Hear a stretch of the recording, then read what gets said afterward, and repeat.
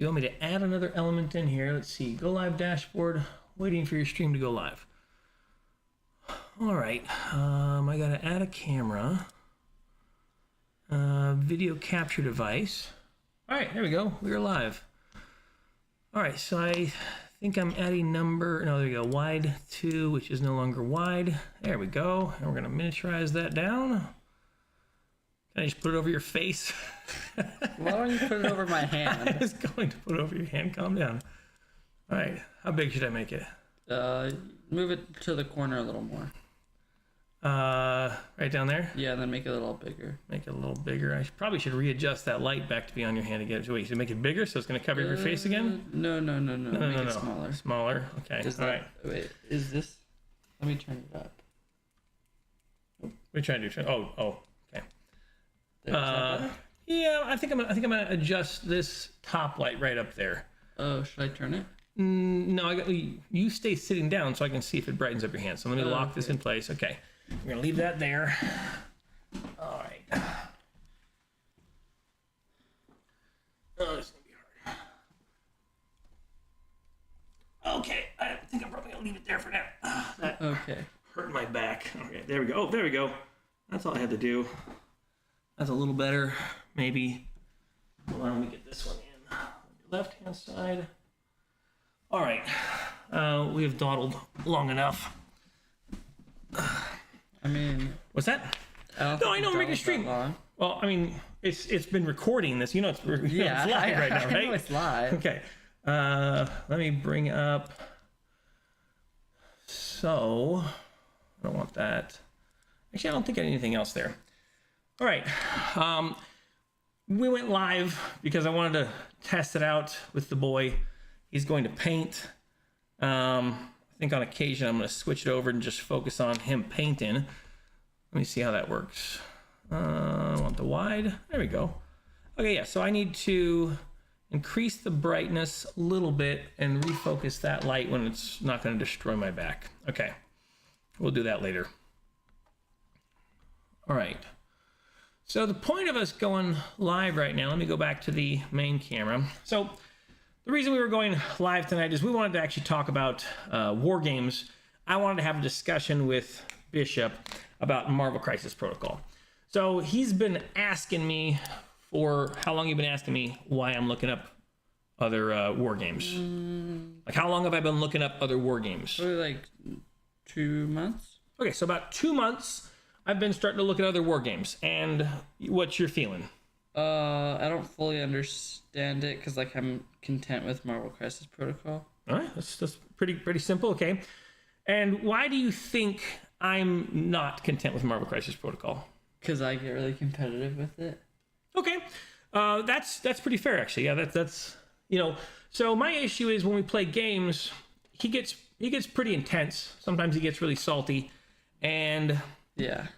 And so my thought was, if we can find a war game that has a solo component, and what I mean by solo component is like basically a 2-player co-op version, you know, like solo. That's the reverse of solo. It's the exact same thing as solo. It's basically any solo game and any co-op game, there has to be an AI component, right? Like what's the difference? Okay, so let's say I can play it with 2 players. Shouldn't I be able to play it with just one? Right? I just play this guy's hand and this guy's hand? Yes. Right, okay. So like Slay the Spire is a solo and cooperative. Like once you have a cooperative game, like remember Descent? We used to play Descent? That one required a person to be the bad guy. Right? But then there's some of those games that don't, like Zombicide, no one's required to be the bad guy. Yeah. Okay, and no one can be the bad guy based on the rules they give you. Right. Hey, what's going on?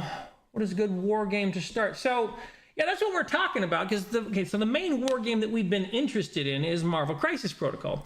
He loves it. It's like you love it, right? It's my favorite game. It's his favorite game. I am looking around. Okay, so here I'll throw these up here. So I do paint the miniatures. It's out of focus. Yeah, it's in focus over here somewhere. It's fine. I paint some miniatures. I like playing the game, but he gets real competitive with the game. So I wanted to find a cooperative version, something like we could play together, and that's why I looked into Space Station Zero. I was really hoping Space Station Zero would be a fun war game for us to play, because it also has a versus component. So like you can play cooperative, go through the missions, fight the bad guys together, and then afterwards you can take your same teams and beat each other up. And what ended up happening was there was a little bit of a balance issue in the game. So we were playing it, we were just whooping butt, going through like level 1, 2, and 3, and then we got to level 4, and the game auto killed us. It was like a save or die. It was like level 7, I think it was. No, but technically it was our 4th mission. Yeah. So on our 4th mission, we jumped into a doom room, and that sucked. And we instantly died. Right. And so my thought is, if I can find a war game that has a good cooperative component, then we'd be able to play it cooperatively instead of competitively, because, you know, it's fun to play competitive, but you get really upset. Yeah. He gets very intense. And so if we can find something cooperative. So that is some of the reason that I'm looking for different games. And let me give you something I learned about the other day. So the other day I found out that Warhammer is making a cooperative mode for their Kill Team game. Okay.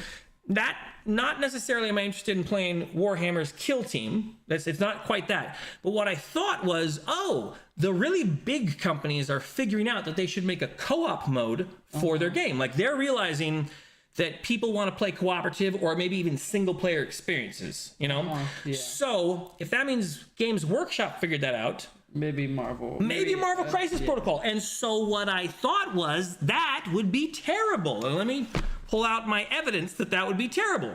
What do you think of this, Red Skull? Okay, why? The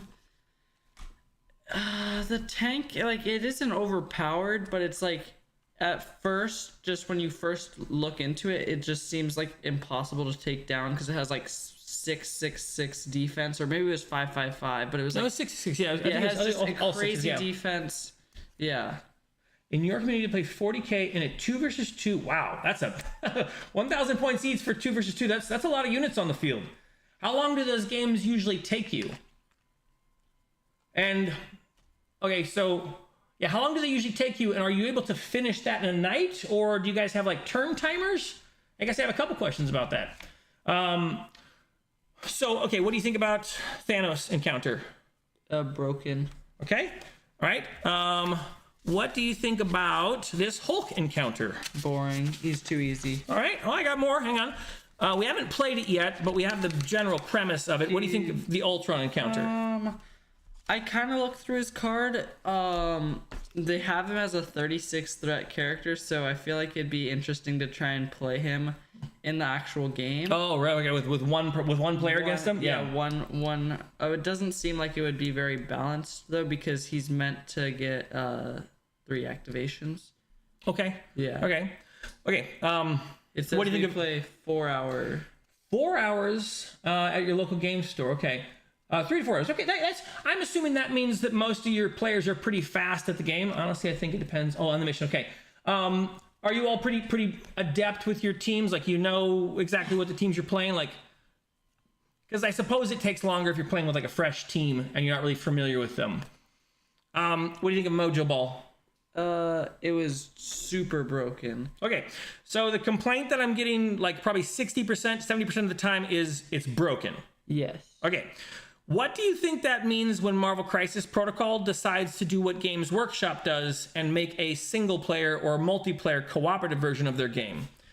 What team do you think is going to take over that job?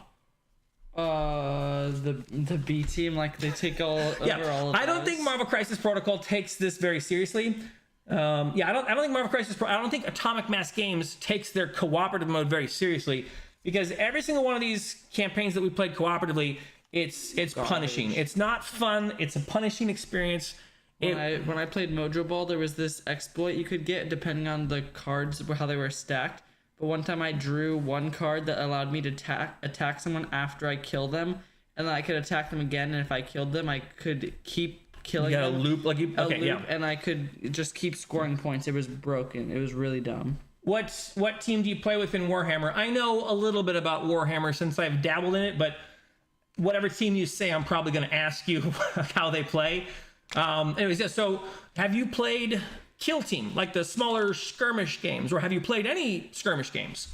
that's generally the point size, like, or like we go with like the 5 to 6, models on the table type of games. We have not yet played a heavy war game yet. Warhammer interested me at first. I was like, oh, maybe we'll play this one. Ultramarines? Okay, of course, Ultramarines. Are they a little bit overpowered? Like, okay, if you were to put them on a tier list, are they A or S tier? So you only play 40K. Okay. Yeah, this guy, he'll only play S tier games or S tier teams. So he'll pick a team he knows is broken, and he'll play it against a new player. Not a new. Your uncle was a new player. Your uncle had played 2 games. He played 1 game with us playing Ultimate Encounter, and 1 game with us playing like another the separation anxiety.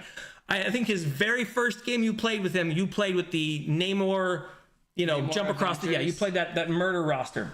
S tier? Okay, well, okay, S because poster boy. Okay. What is poster boy? I don't know what that is. They're like the, I don't know. You think it's one of the units? Okay. No, oh, because it's on the box. It's because it's on the box. I get you. Okay, yeah. No, that makes sense, right? It's like you're playing with the Arnold Schwarzenegger Marine from Predator or something. I got you. Okay. So my thought is, instead of continuing Marvel Crisis Protocol, like we have a lot of models. Like we have a lot of models, enough to basically table anyone. Now. What was that? I'm painting one right now. Right. We have a lot to paint. We have a lot to get together on the table. And then even when we run out or something, we can still just take this guy, and sub him in and be like, yo, this is whoever. Poster boy. I mean, yeah. Couldn't that mean? Well, doesn't that mean you could also play Tyranids? I mean, they're kind of like poster something or other, like poster guys. Okay, so I want to explore the other games because I think when Monster Fight Club, I think when Combat Zone Studio starts trying to put together a cooperative version, I think they're going to have to work harder. They're going to have to like Nikola Tesla their way through it. They're going to have to innovate something even more interesting than what Marvel Crisis Protocol does. And they're obviously going to have to be fighting a little harder than Games Workshop, right? So I mean, like any type of new game that's coming out, and it's not like I don't want to just jump new games, but I want to find one where I know that the cooperative version is going to be just as enthralling and engaging as the single player version, and vice versa. You know what I mean? You want it to be as good as the normal game. That's right. True, or but better. The model count is it really? Oh, okay. Wait, what did he say? He's saying the Tyranids model count is crazy. It's just too high for Tyranids. Oh, you have like 50 models or something? So I started painting the Leviathan box. You had way too many. When was it? Hold on. I started painting Leviathan box. It wasn't 3 months ago. It might have been at the beginning. You know what? It was the beginning of summer I started painting it. Yeah, I mainly just it was 3 months ago. Okay, I mainly just wanted to get enough to table for a game that we were trying to make for my son Riker. So I wanted little dinosaur looking things, and they look pretty good. It also gave me some experience building their models and some experience with painting with the contrast paints. So, and since they weren't Marvel Crisis Protocol figures that are a little more expensive, I was far less worried about messing them up, and I think that was helpful because it got me in the mindset to start. It's hard to see, but he's covered in gore. He's just like, he's all... Here, I'm going to put it in focus. Here, put it over here. Oh, yeah. Good idea. Okay. Hang on. I messed up the other camera. Here, I'll put it there and turn it on the other thing. Wide. There. So I covered him in slime, like he just tore this Sentinel arm off. And I would not have taken chances like this with model painting if I hadn't messed around with the Warhammer things, because I wasn't trying to get good at them. What's my favorite brand of paint? Let's see. I've been through a few of them. I think I still like Vallejo. I like the Citadel contrast paints. They're pretty solid. Like they work well, but I still usually have to supplement something in. Like I have to dry brush them as well. And so since I'm going to dry brush them, I'm not going to really use the contrast paints. Like this guy, Iceman. Almost entirely dry brushed, and so that means I was using the contrast paints like the whole time. Here, I'll stick them in there. It was actually his idea to put the green on him. I was just making him blue and white. It was really boring. Once I started adding green in, I liked him a lot more. But Vallejo, yeah, initially I was getting only Army Painter paints because that was like one of the first paints we got or something. Well, it was because it was at the Shuffle and Cut. That's right. It was like the first game store we were going to when we got into D&D. When we first got into D&D, our game store only had one paint brand. No, they had two. They had the Dungeons and Dragons brand, which was the one we initially got, that starter box. They had Reaper, there we go. Whiz Kids ones, and other ones. Citadel Retributor armor is good too, because Vallejo Gold is very diluted in your opinion.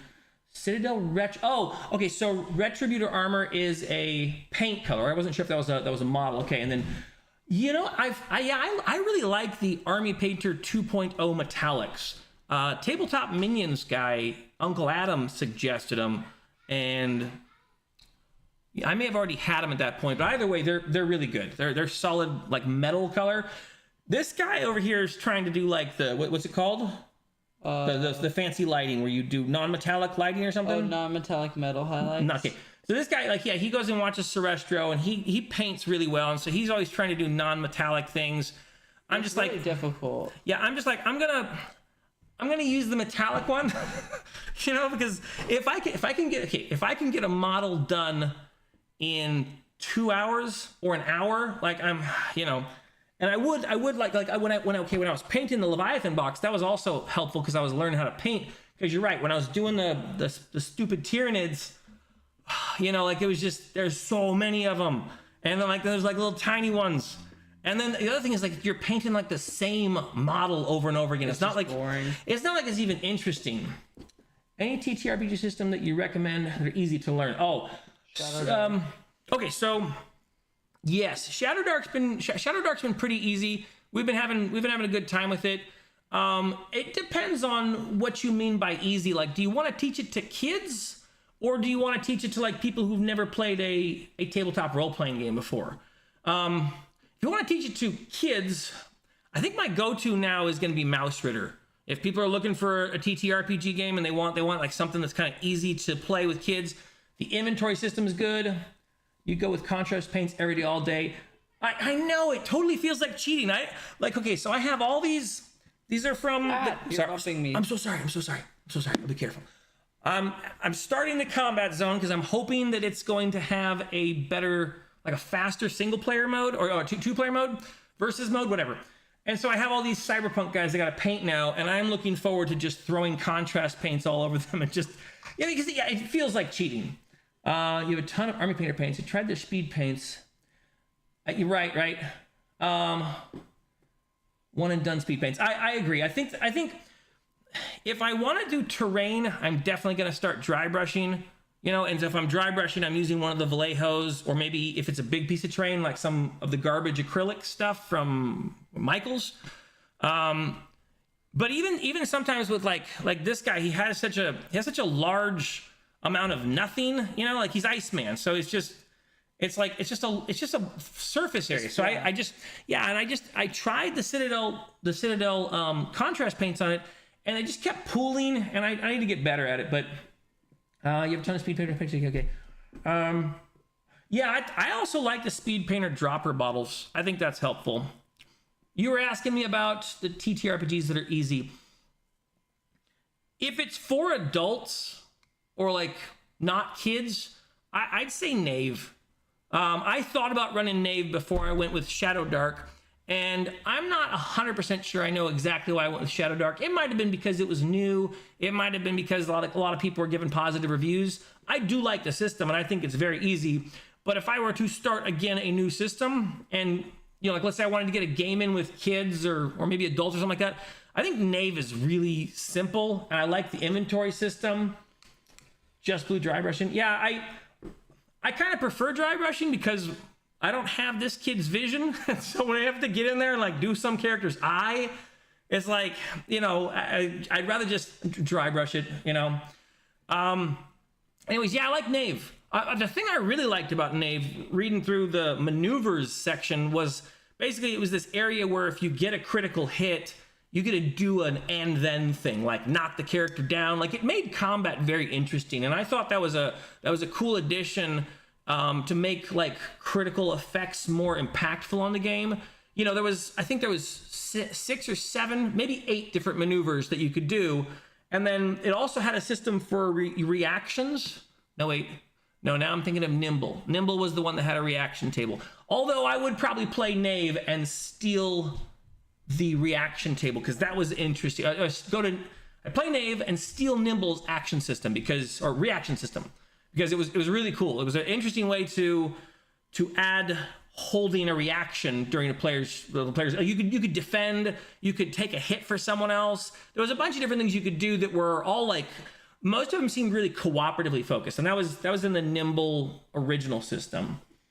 For your Iceman, okay. You know, that's a good. Hey, that's a good idea. I initially did the white over him, and then I was doing some speckling to get some of the blue back in. But that's actually a good idea. What did they say? He said try blue dry brushing over the Iceman. Yeah, it'll make him pop a little bit more. He won't be so flat. Thank you. That's a good suggestion. Blue dry brushing? What? Didn't you already blue dry brush? I did blue, but then I did white over it. Oh. And I think I agree. Okay. I think it's a little bit too flat. Like, I like him, but I think could use some more. So I have a bunch of these Turbo Dork paints, and I wasn't liking them at first. And I think it was because I was using them like Vallejo paints. I think they're much better for dry brushing with. In fact, I will generally not use them for regular painting. They're too clumpy. So, what do you think about my idea for skirmish games? Like, does my logic make sense? That a Marvel Crisis Protocol wouldn't be good. I think Atomic Mass Games making a cooperative / single player mode, I think they're going to give it as much care and attention as they've given their single player mode so far, or sorry, their co-op mode so far. It doesn't feel like the team who's putting together this co-op stuff with these broken rule books and these rule books that make you jump all over them, I don't think this team is the same team who's designing the regular game. Yeah, no, probably not. Okay, it does not feel like it's given the time and attention, or even the play testing. Like you mentioned in the Mojo Ball, it's just broken. Yeah, it's just broken. Super janky. Like, the rules are terrible. I just used the Citadel blue. What would you say? The blue wash. It was like it's one of their oils, you know, like the shade. I got the right word, shade. Tyran blue shade. Okay, I just used that one and brought my Cyclops back to life, because I really messed him up with Optic Devastation. Yeah, hang on. I wanted to have him just pop with Optic Devastation, and you know, initially I was just way too red all over his front side, and this guy made fun of my painting. He told me my Cyclops wasn't any good. So I stayed up. Say that. Yeah, he said it was no good. So I stayed up later, and I used that shade wash, that blue shade, and it did great. It flattened out some of the intense reds. So that's a great idea. Thank you. I will take the blue shade, and I'll start with it on the base and see what it does. Termin Family Brick, do you guys play skirmish games? Comes out so well, yeah. And Ravenlore, what are you playing skirmish wise? So, how do you feel about trying this combat zone when I finally get it painted and put together? Yeah, I'll try it. Yeah, that's what I thought. I mean, I'm content with Marvel Crisis Protocol, but I'll try the combat zone. I am. Yeah, I wanted to get this guy used to coming on here, and I want to get him used to just painting or something. Like, it gives me someone to talk to in case there's no one in the chat, and then we can also discuss skirmish games. You know, I did have a lot of fun the other day doing a live stream and going through the comments. That was fun. I didn't really expect anyone to show up, and they did, so then I got totally distracted. But my thought was we'd go live, and I'd kind of just focus on if anyone shows up, having a chat, and then he could paint, and at the same time we could talk about skirmish games, because he's been upset that I keep suggesting we try and play new skirmish games. and he likes his Marvel Crisis Protocol, and I'm like, I want to find something new. Family plays The Walking Dead. Okay, so I have questions about The Walking Dead. I did not threaten him yet with no cake on the stream yet. He hasn't gotten fussy about his dice rolls. It's only when he gets his dice rolls fussy, but I will threaten him with no cake. That's a good suggestion. He loves his ice cream cake. So tell me about The Walking Dead. Let me see. Is The Walking Dead... the Rangers of Waterdeep. Okay, so Rangers of Waterdeep, if I am correct, that is a expanded set of content for Frostgrave. Is that correct? It's basically the Osprey Studios. It's like a cooperative version of Frostgrave. If I'm wrong, let me know. Rangers of Waterdeep is fantastic. Okay, yeah, so I have Frostgrave, and at some point I was going through the watch it played for how to play that game, and I just I don't know, I got like discouraged. It was like, I think it was in the second section. I don't know if you ever go to Watch It Played, that channel. They have the Frostgrave like how to play it broken up into like 4 videos. So it was like watching some epic saga, and at some point I was like, there's just too many things. It is in composition with Frostgrave. Okay, so same system as Frostgrave, but it's like a different thing. I have heard about that a couple times now, and I need to make sure I add that to my list. Because, I definitely want to find a skirmish game that we can play cooperatively, that we could also potentially play versus, but I really want that co-op thing at least for a while. Because right now, it's like, I kind of just don't want to play skirmish games, because when I play skirmish games, I'm going to do one of two things. I'm either going to let him win unconsciously, right? Yeah, I don't like that. Okay, and he doesn't like that. Or what's the other thing I'm going to do? Not care. Right, yeah, so I'm either going to let you win, or I just have to choose not to care that you're upset, and like both of those things were really hard. Well, I'd rather you not care that I'm upset. Yeah, it's hard. Okay, so it's in competition with Frostgrave. It is a solo and cooperative tabletop miniatures game in which players create their ranger, gather companions, and play through a series of missions in their fight to hold back the darkness. That's the Rangers of Waterdeep battle. Oh, okay. So the Rangers of Waterdeep. Okay, so it's not related to Frostgrave. So who makes the Rangers of Waterdeep? And okay, my follow-up question is it a miniatures agnostic game, or is there a line of miniatures that you should get to make it run? Okay, better than Frostgrave. Now, have you tried the cooperative versions? I know that Frostgrave has a cooperative campaign, and Stargrave just got one. And then, okay, so now, but then I also want to go back and ask you about The Walking Dead. So The Walking Dead, is that made by the same company that just made the Fallout game, and they have like different dice for it? And if not, no, tell me what you like about it, because I'm all about trying new systems. You can use whatever miniatures you want. That's cool. I think I like those. And I think I like those because I have a bunch of different miniatures. Okay, here's why I like them. I like them because we just played Space Station Zero, and initially I was going to start painting all the Stargrave figures, and like just get a whole army. I think I have them down here somewhere. I started painting them. Yeah, so I started painting some Stargrave characters, for my captains. I was focus over there. I know they're not focused. What? Okay.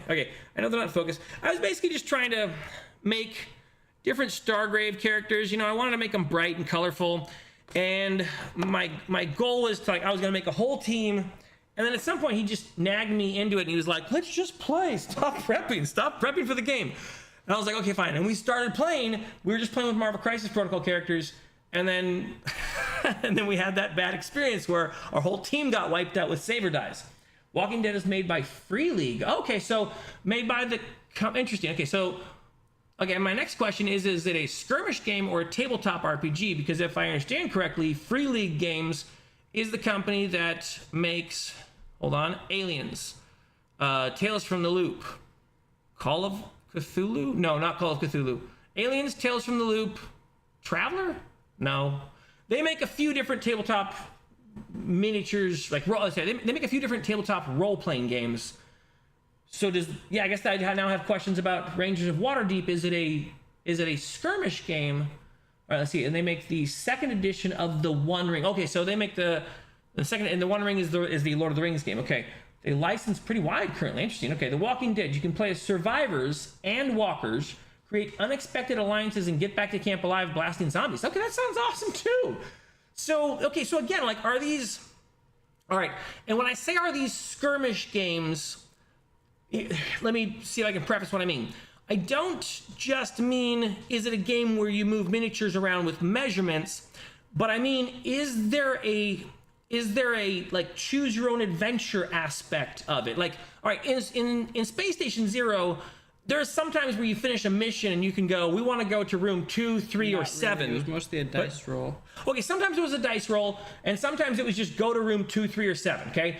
And that's not really like a choose your own adventure, but if it was like 5 parsecs from home, it's kind of more like a campaign game. And there's another one, Ironsworn and Starforge. Those you obviously don't have to use miniatures, but I would say that those are kind of like narrative focused games, even if you were using miniatures. All right, let's see. They make Dragon. Oh, okay. I did not know they made Dragonbane. I keep getting people recommending me to pick up Dragonbane, and I'm just going to soon. It's like, okay, so I have Blades in the Dark, still got to read it. Tales from the Loop, I understand it, but I still got to read it. Cairn, I think I understand. Knave, I'm still shaky about. There's just so many. How do you read all these systems? Like, how do you get to learn all these systems? There's so many. Rangers of Waterdeep is a skirmish game. Okay, all right, I'm like totally sold on this game. I'm going to get this. And you said it was Free League. Let me scroll back up here. Okay, so it's Free League. All right. Oh no, sorry. Walking Dead was Free League. Free Alien. Okay, second edition. And the Rangers. I'm assuming Rangers of Waterdeep is a Wizards of the Coast product. Is that right? Are you telling me there's a really good Wizards of the Coast product? Sorry. Yes, in Rangers of Waterdeep, you can choose your own adventure. Interesting. And use pre-generation event, and use pre-gen. So, all right.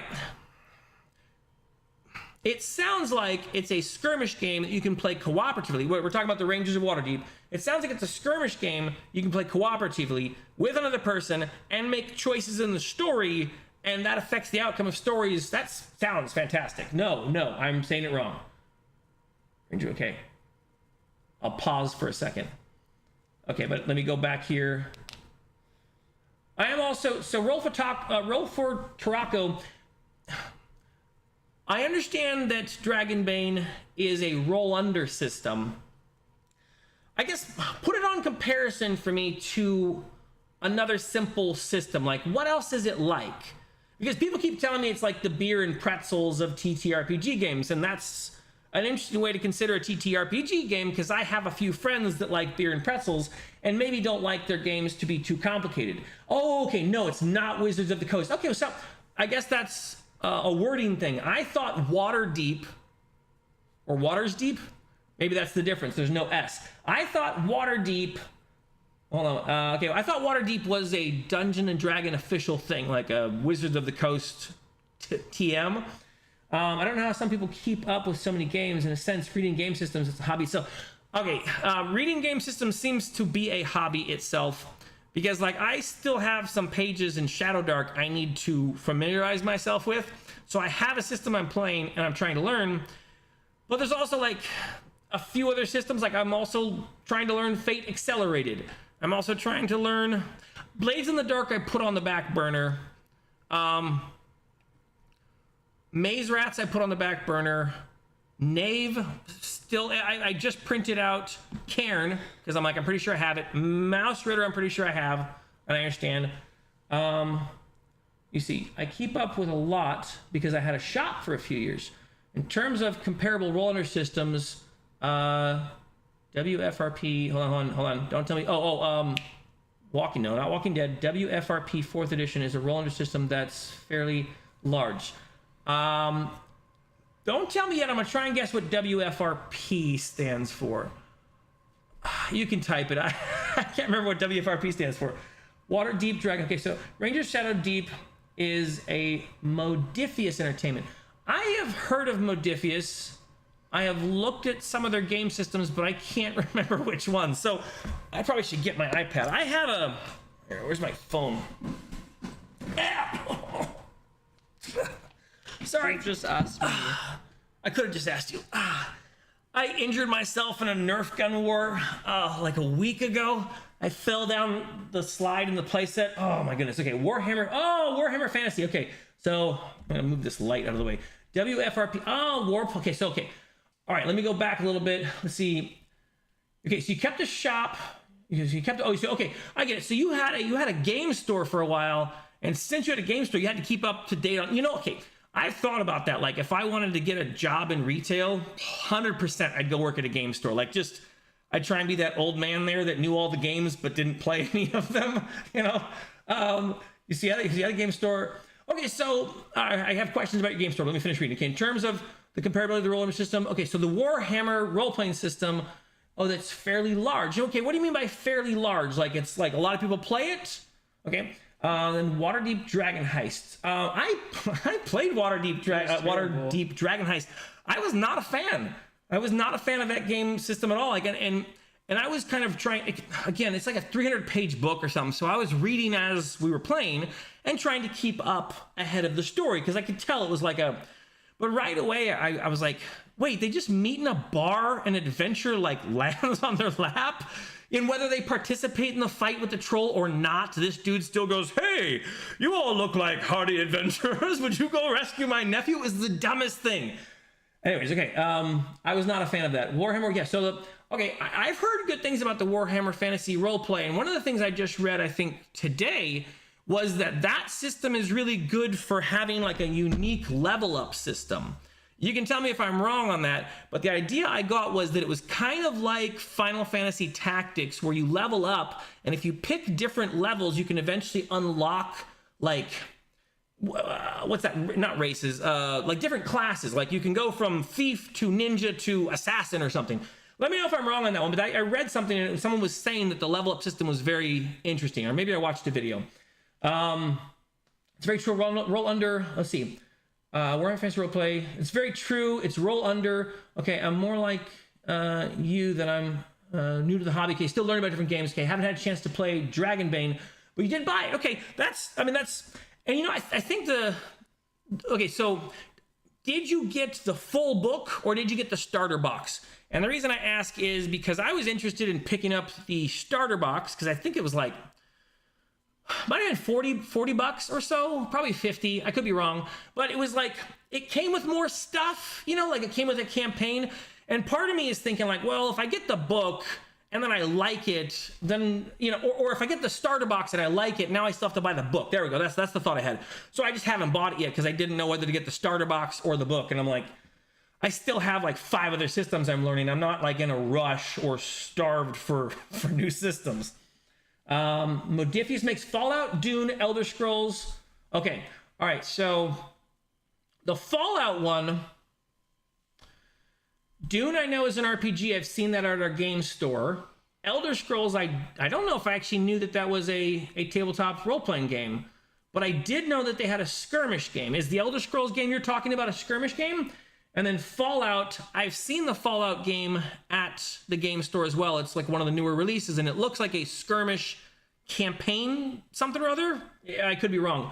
The models looked pretty nice for it. Let's see, okay, so of the Warhammer role-playing games, the 4th edition is the one to go with, okay? Let's see. I had a rule that I would never sell products I wasn't familiar with. Interesting. Led me down a rabbit hole quite quickly. Okay, quite the rabbit hole.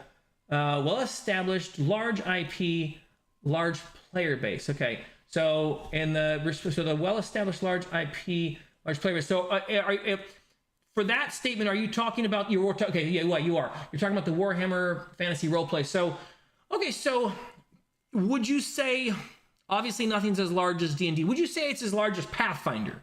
I get the idea that D&D is like this. Sorry. D&D is like this Everest, and then like, I don't know, Kilimanjaro or something is Pathfinder. Anyways, would you say it's like an equal to that or something with like its player base? Also not a fan. Okay, so and you're saying you were not a fan of. Oh no, I don't. Actually, I don't see what you're. Sherman, I'm not sure what you were saying. We're not a fan about. You got the box. Okay, it has a whole bunch of stuff. All right, so the Dragonbane box is good. Okay, and if you like Superheroes City of Mist, I just heard about Superheroes City of Mist today. Okay, so I have questions about it. Let's say you were to compare it to Savage Worlds. I understand the basics of Savage Worlds and how you can kind of make a power-based system. With superhero games, there's the potential for the company to get a little bit too rules heavy because you're like combining superpowers, or you get a little bit loosey-goosey. And the idea I've gotten is that Savage Worlds decides to go the route with the loosey-goosiness, where like you've got a beam attack, and so you're saying like my beam attack is ice, and so therefore, you know, some things, but like they don't actually have a move for beam attack. You as the player kind of have to make up the effect. So in some ways, it seems like a system that has a dual DM ship. You know, the player is basically dungeon mastering their character, and the dungeon master is dungeon mastering the dungeon. Anyways, so the couple superhero systems I've seen have been that Savage Worlds and a little bit of the multiverse one, the newer one. Anyways, how does City of Mist play? Oh, let's see. And you ran it last week with your group. Okay. Let's see. Okay, so Terman family. I'm gonna try and sorry guys, I'm gonna try and keep up with the thing. Oh, okay, you're talking about yeah, I'm gonna have to try and keep up with the chat. I'm not good at this, and then I start rambling, and then there's like 3 messages here. I'm sorry about that. Ran it last week with my group. So Terman, you're either talking about City of Mist. Okay, I'm guessing you're talking about City of Mist. Okay. I think the player base of Warhammer is grossly underestimated, but it's trending upwards while the titans of industry seem to be trending downwards. That's interesting. Do you think it's trending upwards because of the popularity of Warhammer and like the Warhammer universe and that, you know, that hobby being so monstrous? Because I imagine if I'm a Warhammer player, I'm probably going to have less of an issue jumping into a Warhammer like tabletop game because I'm like, oh yeah, I mean, it's got Adeptus Custodes, and my game has that. You know, like it's just gonna be familiarity with like lore and stuff. And another thing, if I understand correctly, the Warhammer community is really big on their lore. Like they love all the stories of Warhammer, so that would make sense. Warhammer lore is an iceberg. Okay, no, it's super easy. City of Mist builds on the Powered by the Apocalypse system. Oh, interesting. Seen many of you. Okay, I know Powered by the Apocalypse. I'm assuming it's similar to the Ironsworn version where you roll 2 d10s and a d6. You add your bonus to the d6 and you figure out if you're over or under on it. Okay, while adding to its familiar beginner friendly rules. I do like the Powered by the Apocalypse system in general. Some of the trouble I have running it is if I'm running it for other players, I have a difficult time coming up with the bad stuff. You know, like, okay, you guys are going through the city fighting zombies, and okay, here's a good bad thing. You drop your gun. You drop your gun. You know, it's like I'm like, this time you run into it. You know, and I struggle with it. But I got a chance to actually play Ironsworn. With a guy who was in the comments here, and he was helping me to learn irons. Am I saying it right? Ironsworn. Which, so far as I understand, it's running on the Powered by the Apocalypse system as well. And I actually had a lot of fun just in the preliminary, like he was showing me how the game played. But I also, at the same time, was like, I would like to play this with a group of people. I don't think I'd like to play it solo. There's a part of the solo gaming that it feels lonely. It feels lonely. I don't know how. Like I don't. And maybe it's because I'm like, look, I could paint miniatures when I'm throwing miniatures. I could paint a miniature when I'm alone. Like there's other things I could do. I could learn new systems. I don't know that I'd ever play a solo game. All right, so except for when you tried to play Marvel Champions. So. There were times I tried to play. Well, yeah, that was where we were trying to like learn new systems and stuff that were like card games. And I was also trying to get you to be interested in playing a card game with me, and you were just like not having it. So at some point I gave up on it. Warhammer lore is an iceberg. Okay. And I think how much has been put via YouTube's. So okay, yeah, that makes sense. There's a lot of like, I mean, I've seen some of those Warhammer lore videos, and it's like, I don't know, 1 million people are watching this Warhammer lore, and I'm like, bruh, 1 million people aren't watching Star Wars. I'm like, how is the Lorehammer War? It's like, because it's all like weird, salty space creatures, and like, it's like everyone's angry in that world, and like everything's despondent. I don't know. That gives me some sense that a lot of people who are seeking lore are seeking like dystopian lore. Just a guess.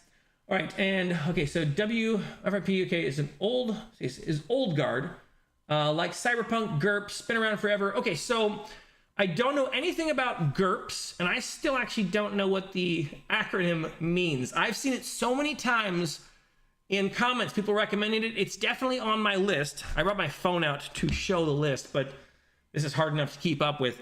I have GURPS on my list. Don't know what it is. Cyberpunk, I know a little bit about. Obviously setting, because I'm trying to get a skirmish of cyberpunk. I'm trying to get a cyberpunk skirmish game going. And I assume when you mean old guard, it's like it's been around a while. Okay. Yes, Warhammer 40K for the Emperor. Yeah. Good to see you streaming. Oh, thank you for coming in. I appreciate you liking my candid videos. I do get the sense that like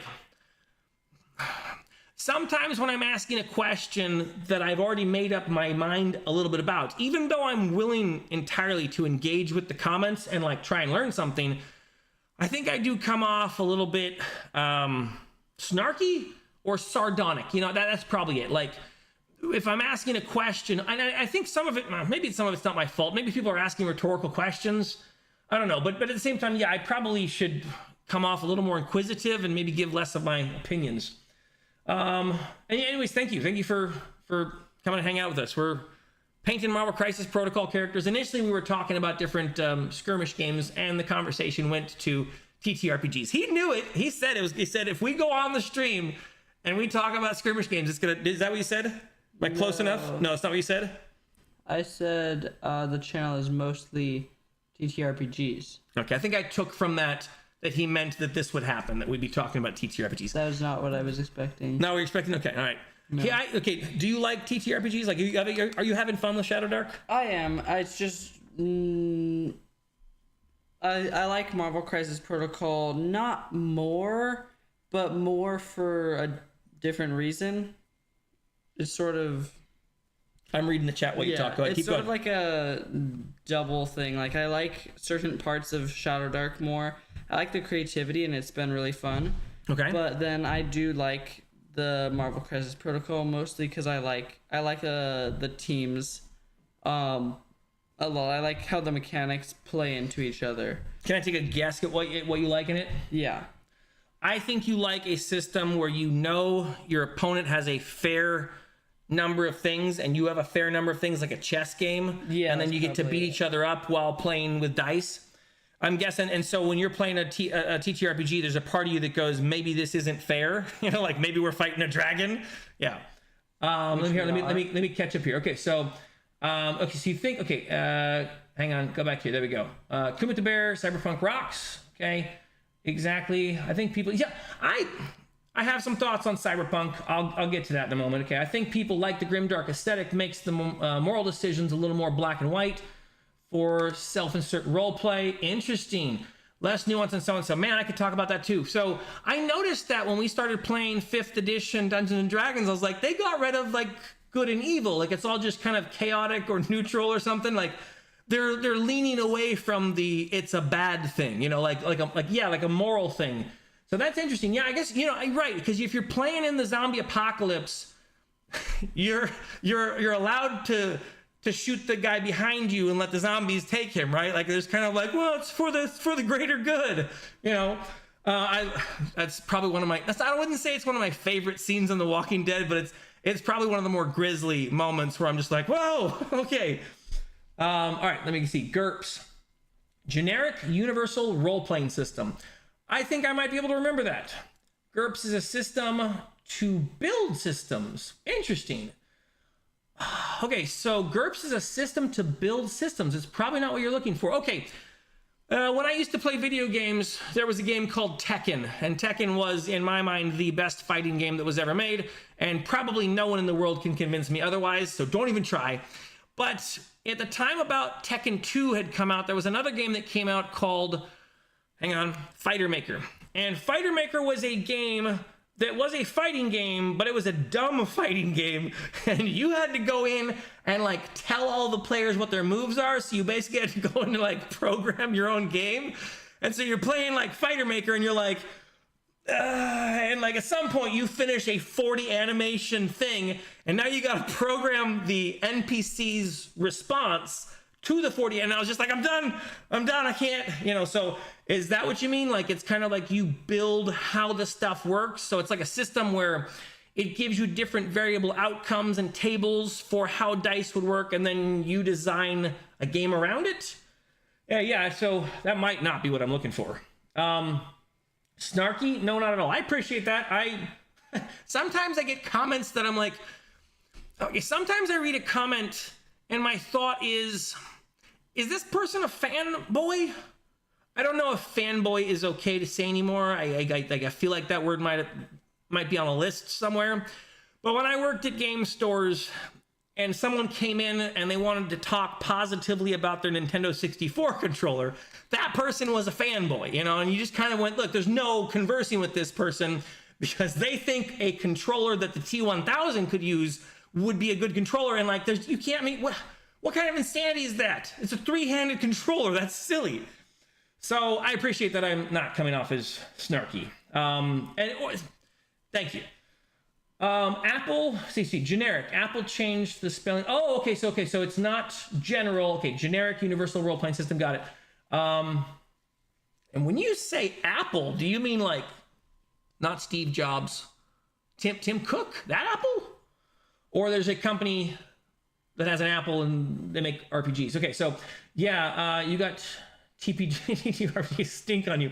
I definitely have okay, so all right, so first I'm going to talk about the cyberpunk thing, and then I'm going to go back to the TTRPG stink. I agree, it's permeated my system. I am looking forward to the cyberpunk one because I like the idea of a bright and ridiculous world of characters, even though it sort of has the aesthetic of something kind of grimdark, like that strange future pharmaceutical fantasy thing. Like everyone's hooked up with some sort of beaker system in their brain and they got like hydraulic arms. There's like a grisly part of that, obviously, because these are people who sold their body parts for powers. But the other side of it is it means like these models look so exciting to paint. And I guess I'm also a little interested in exploring the cyberpunk world, in a TTRPG way. Okay, TTRPG stink on me. I really do. Yeah, I do. And I think some of that came from the fact that we've been playing like board games for how long we've been trying to play board games? A little longer than a year. Let's see, it's August right now. So yeah, August last year, we were just starting Marvel Crisis Protocol. Sorry, September last year. Yeah, but we started playing D&D during the summer, which was... Was that before summer? I thought we started playing in May. No, we started playing July, like either... No, because we were playing when you were still in school. No. Yes. Are you okay? Hold on, because we had games where Derek came over. That was during summer. That was not during summer. That was definitely during summer. Are you serious? I went on a trip, remember? And we had to take a break. Okay, so... A little longer. Okay, so we've been playing games for a while, and we started with like board games mostly, and then went to tabletop RPGs. And like as I'm exploring the tabletop RPG area, like I was not into it at all. So let's see. For me, it was a little bit like like when you talk to your non-video gamer friend, like they don't know anything about video games, and like their understanding of it is based on video and stuff. Like they don't have the physics in mind. Like they can't feel a Mario jump in their head. Like they can't feel a Tetris twist. Okay, that was my perception of it. So when I was in it, I was like, yeah, D&D, sure. I've played D&D before. I understand 4th edition and a little bit about 3rd edition, so I can play D&D. And so we played it for like a year. And as time went on, I started buying... It got worse and worse as we went. Okay. Yeah, some of the reason it went worse and worse is because, let me see. Okay, so at first, like I was trying to fix the issues, right? Because at first we were playing and I'm like, these guys keep complaining that the game isn't hard enough. But as I try and do things to make the game harder, there's a chance I just kill other players. And like, that's obviously not an outcome that they want. And, you know, maybe that's my fault for playing like a squishy DM. I should have just killed their players and let them get used to it, right? You know, but they're kids. I don't know. So I didn't. And so I thought maybe fixing it by changing the powers, buying new books. I thought there was something mechanically that could be fixed that would make the game more interesting and get them being creative. Because like our first sessions, they were kind of creative. And then they started learning the rules. And then they were reading the books almost as fast as I was reading the books. And so they had like all this understanding of what they could do in the systems, and they were making like way overpowered characters that had all sorts of things they could do. And I'm like, I gotta like scale it up. So once I started looking outside of Dungeons and Dragons, and that's only been for like the last 3 months, about, like there were systems where I was looking at it and I'm going, this system might be really easy for people to play. Like this system might require you might not be required to have 3 sheets of paper to play it. I wonder what that would mean, right? Like that was a crazy revelation for me. You remember Fighter Maker? Okay, so yeah, okay. TTRPGs I do. Okay, so you remember Fighter Maker? That's a fair comparison. Okay, interesting. So you have to build the rules yourself or someone else. Oh, okay, so I get it. So I think I understand. So you make up systems and then you interlock those systems and then you program like responses or results in the system. I think you get the idea. That does sound like it'd be tedious. That is... But now they're probably all posted online, like a bunch of them. Right, there's probably someone who's got like, whatever, the net deck version of GURPS or something. But that does sound a little like, it's too specific of an interest. Like that's like the Civil War painter guy, you know, who's got like an entire diorama. Like it's just, okay, I like model painting, but... You know, I like TTRPGs, but I don't want to build my own. Not yet, at least. Let's see, given your former occupation, you have to ask, hello, could you give your framework work what you're looking for? Okay, hold on, see. I have to ask, could you give me a framework of what you're looking for? Interesting. Like an outcrop of pillars and design that are important to you. Okay, for that question, AJ Hennings, regarding games I'm looking for, do you mean tabletop role-playing game or skirmish? I guess I'll answer both. Okay, when I'm playing games with people, generally, almost 100% of the time I'm playing games with someone, I'm playing with kids. Either my own kids, my friends' kids, other kids that we take care of and watch, and at some point I would like to be introducing like a game night to our local church where, you know, I could get together like a bunch of the youth and we could play like some sort of TTRPG or something like that. Maybe a few different sessions of it. Like that sounds really exciting as a good networking opportunity for kids. So I'm generally got kids in mind. So like Pathfinder is out, D&D is out, you know, in the case of TTRPGs. Games like Mouse Ritter and Cairn and Knave are all like boom, they're on the table. Some of those more so than others because they have very video gamey design. In the case of skirmish games, there's 2 things I'm looking for there. One is a game that has a multiplayer, cooperative, and a versus mode together. And my thought was this company doing the Cyberpunk one, this is the Combat Zone game. My thought is they might be making an interesting cooperative version. Because as I was talking with my son, I don't think that Marvel Crisis Protocol is going to be able to make an interesting co-op because all of their co-op material has been absolutely second rate. So you mean TTRPG? Yeah, so I guess in TTRPGs, I'm looking for something that's intro friendly. And I think Mouse Ritter might be one of the closest ones for kids. But I'm interested in other systems because, like, okay, people have mentioned the 2D, the Easy D6 system, the 2D6 system. Hold on. Dragonbane, you know, Dragonbane, I didn't see anything that was like too mature in the preliminary look of the book that I did. So, you know, like for example, Morkborg, I know it's easy, but it'd be off the table. One, because the book seems to be entirely designed like the opening credits from Seven. I'm like, what angry individual decided to use 10 different fonts on one page? Well, that's psycho. So yeah, I know there's some simple systems. So I'm looking for a simple system that'd be good to stick in front of an 8-year-old and teach them in a few minutes, you know. And again, Mouse Ritter seems to be pretty close, but I'm interested in learning more. Okay, so you meant that application, right? That allows you to create, let me go back. Okay. And yeah, AJ Hennings, if you have any thoughts on that, give me them. Because again, I'm making a list, and my goal for making the list secondarily is to also create a video of like alternate systems for D&D. Like that's actually kind of what I'm working on now. It's a larger project because I want maybe like 50 systems.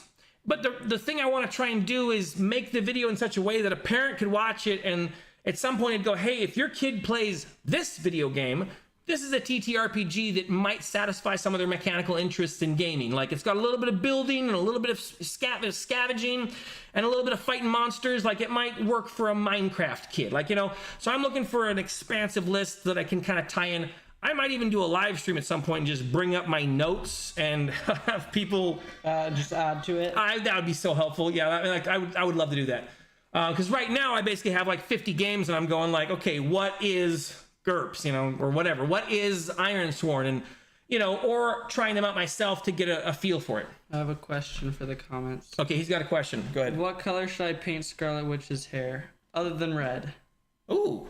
Okay, so he's painting a reddish maroon looking Scarlet Witch and he wants to know what color paint he should make her hair. I think you should make her hair either bright yellow or green. Don't want to do. Don't listen to my advice. So we'll listen to the comments. Okay, hang on. What are you doing? Make it wide. Make it wide. Okay, hang on. Let me switch it over. I need to get a separate mouse so I don't have to keep KDMing. All right. Okay. So, all right. No, it allows you to create TTRPG genre of your choice. You can do fantasy, sci-fi, modern, vampires, etc. I'm assuming you're talking about the GURP system. Okay, so and you meant Apple. Apple changed the spelling. Okay, I meant that Apple. Okay, auto-corrected my spelling. Okay, interesting. I didn't know Apple owned any games. Okay, I came across my review of Shadow Dark, which led me to your other content. Well, thank you for coming and hanging out with us. Have you? Okay. I was just about to ask you a silly question. Since you worked at a game store, I'm assuming you've tried tons of different games. I was about to ask you, are you playing any TTRPGs? But like you were a noob, I mistracked it. Do you have a favorite game, AJ Hennings? Let's see. Come with the bear. Yeah, Shadow Dark got me here too. A more intense subset of TTRPGers. I think the reason I'm more interested in the TTRPGs is, I don't know if you can hear my son Riker shouting back there in the back room. He's fighting not to go to bed. I initially went into the tabletop gaming thing with the hope of playing a miniatures game and teaching Riker how to play it, because we were having so much trouble teaching him how to play a game. Like, we just kept getting board games and it was like, no. He has a problem with steps. He's got a lot of, mental stuff going on. And so I thought, well, maybe if I can just make a game of toys and stick the toys in front of him, I could teach him something. And, all of our efforts there have failed. But recently, you may have seen, we got him playing Raccoon Sky Pirates. In person, like in real life. Right, we're doing a LARPing version of it. But I'm like, to me, that's a total win. Oh, let me go back to the camera. Yeah, I got it. No, I got it. This one here, Jennifer.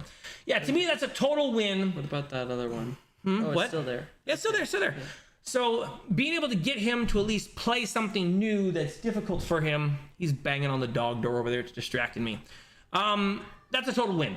And so my thought was, okay, well, we can train him into what? Someone said try Starport. Good for kids. I'm still up here, but I'll get to that. Okay, Starport. Let me. Okay, I'm gonna add it to my list right now. If you've got a recommendation for me to try with Riker, I'm adding it to the list immediately. Okay, so I gotta make a new list of games. Does anyone know how to paint blonde? Games like what colors to use? For Riker. Okay, Starport. Yeah, I'm gonna look it up. But if you wouldn't mind telling me a little bit about it, give me a idea. Sometimes, like someone gave me the recommendation for Fate Accelerated. So I picked up the Fate book. It was like $5. It was super cheap. And once I finished reading it, I was like, okay, the fudge dice system is pretty simple. I understand like the way the stats work. I could definitely get an average 8 or 12-year-old playing this game, and it would be a fun game to bring to like some sort of game night at our church.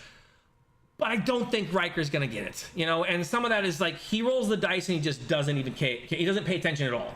You know, he doesn't understand the I roll this and then I examine the results. So where I thought I could get him to learn dice, I'm kind of like, eh. Anyways, TTRPGs, still, I had the idea I could get Riker to play the Raccoon Sky Pirates. We played a live game for it, and my thought is I could take apart my Mansions of Madness game downstairs and build a house. I might have to build a real physical house, like a doll house or something, but I could probably get him to animate what his little raccoon does and make him start working in turns. You know, like you get what I'm saying? Like, can you picture it? And I'm like, I could get him playing that game on the table. And if I can get him playing that game on the table, maybe I can get him back into playing other games like it. And we would basically be playing like a, I guess it'd be like a diceless RPG, you know, kind of like Flow or like Shadow Dark, how we've been playing it recently. Flow, it was Follow. Thank you, Follow. Okay, let me get back to the mustard yellow. That says it is yellow ochre. But what is mustard yellow? Mustard yellow is like that one right there. It's the demon one. The demon. There you go. This one? Yeah. That's mustard yellow. Yeah, okay. I think so. Yeah. All right, let me go back here. Okay, let's see. Mouse Raider's good. I got way behind. Okay, by the way, families of the game together, state of the art. Okay. Yes. Agile Monk, I agree. Family that game together, stay together. I think the gaming thing has really helped us to connect with each other. Even though we fight during Marvel Crisis Protocol, I think just playing the games together has really helped with connection. And now we got like his mom, his uncle, his friend. We're all playing together. All right, now this thing is starting to go faster. Let me get back up here. Okay, autocorrect. Shout out here too. Okay, more intense. Okay. All right, I see. D&D 5e is a good introduction system. If as you've already discovered, it tends to stifle creative problem solving. I totally agree. Fireball. I mean, okay, to be fair, they were using really, really good creative things, but it was taking them several minutes to decide every turn. You know, his uncle's going through a list of 20 or 30 different wizard spells and going, so I'm going to cast reverse time or, you know, whatever, something. And I'm like, how does it work? And then we have to go through that. And it's like, takes like 5 minutes just to look at the spell. Well, and then they got to like, okay, here's your save and here's the damage dice. And it's like, by that point, it's like everyone's turns were 5 to 7 minutes. And some people were saying like, what are you talking about? Our turns are like 2 minutes. And I'm like, I don't know how. I don't know how. We must be dumb. Like our table must be really dumb. And maybe we are. I don't know. I don't know how anyone does fast D&D 5e at level 5 or above. First level, sure, I could see it. 5 or above, even no. First level is hard. All right, let's see. Okay,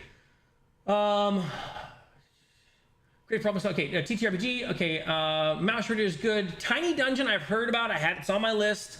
Tiny Dungeon plus Tiny Frontiers. I was a little more interested in Tiny Frontiers because I have like almost no space games. It's an excellent system for kids. Also comes in a variety of flavors. Yeah. So I probably would lean into the space one. I want a Star Trek game, right?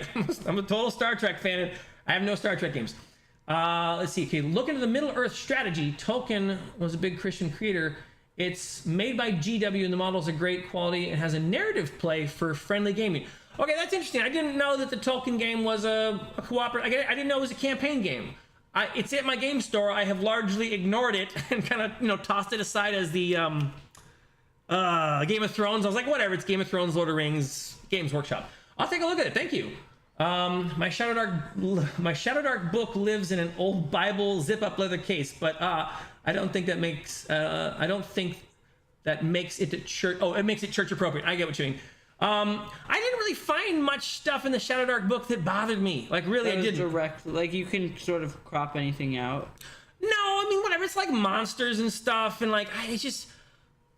yeah, okay, so yes, I'm a Christian, and I've had a phase of time where I was like in satanic panic about Dungeons and Dragons.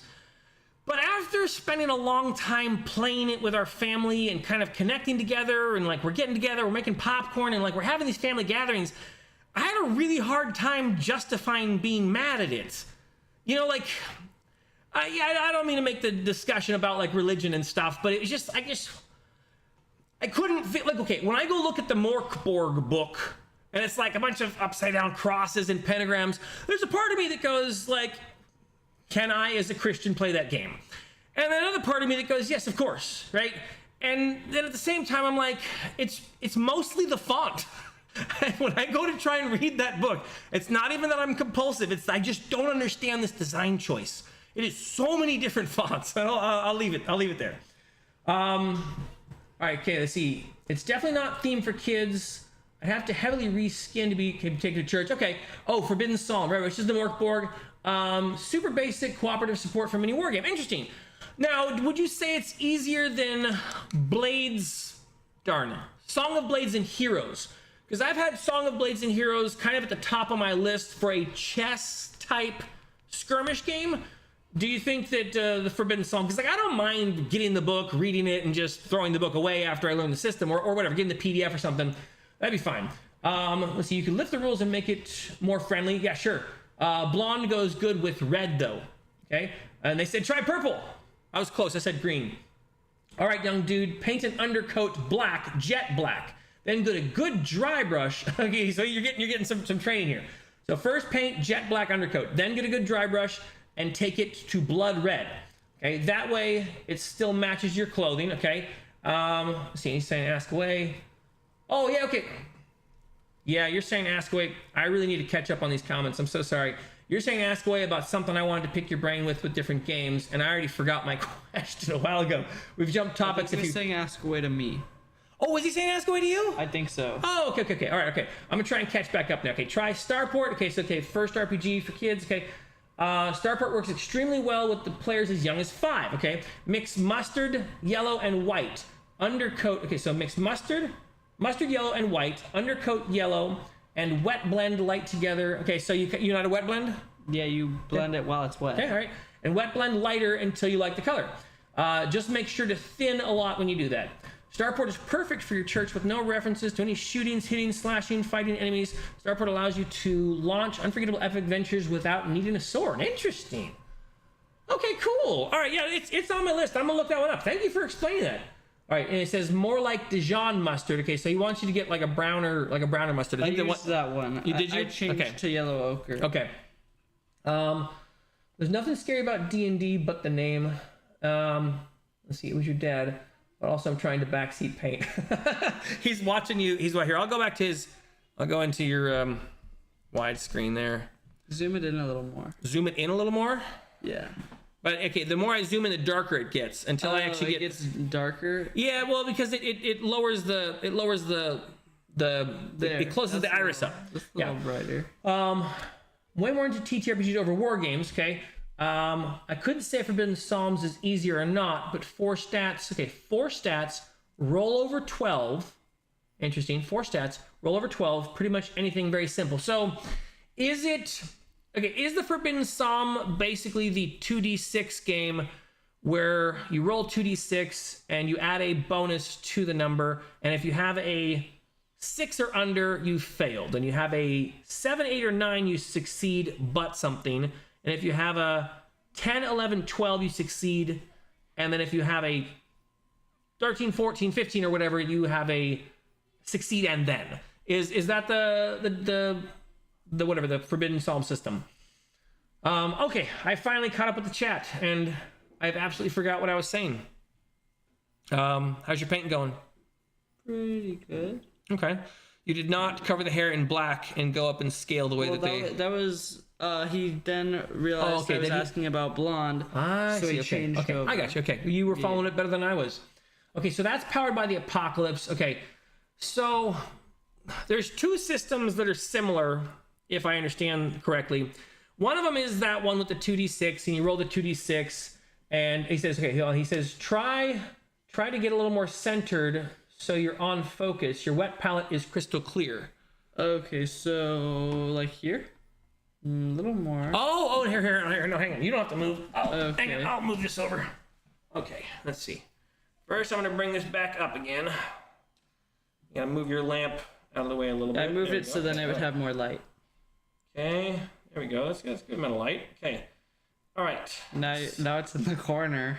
Well, is that where you're painting? Okay, what's the problem? No. Is this camera is really heavy and it wants to drop down here. So I'm gonna lock it in. Oh, that pole won't hold it. This camera weighs like 5 pounds. All right, I think I got it. All right, I'm gonna let go. Okay, all right, perfect. Okay, it's totally not centered, but it's bright now. Zoom it in a little more. Hold on. Oh. There we go. Oh. That. Hang on. Let me get it focused. Zoom it in. I don't understand how cameras work. There. That's good. Maybe. Okay. Easy D6 by DM Scotty is pretty sweet too. Okay, so that guy's system is on the probably the top of my stack. Because if I can get my son Riker to play a game with dice, my thought is it either has to be simple, like simple dice with symbols, or it has to be like 1 to 6, because he doesn't understand how to add numbers. He can't do that, and he doesn't understand really numbers above 10. So a 6-sided dice, maybe 8-sided dice. Even a 10-sided dice could work. I mean, once I start doing 10-sided dice, it's just too many options. I think I could do 6 sides, and I might even have to color code them. Aaron, the Relentless, and a couple other people in the comments recommended color coding them like either his favorite colors or something, and I thought that was a pretty good idea.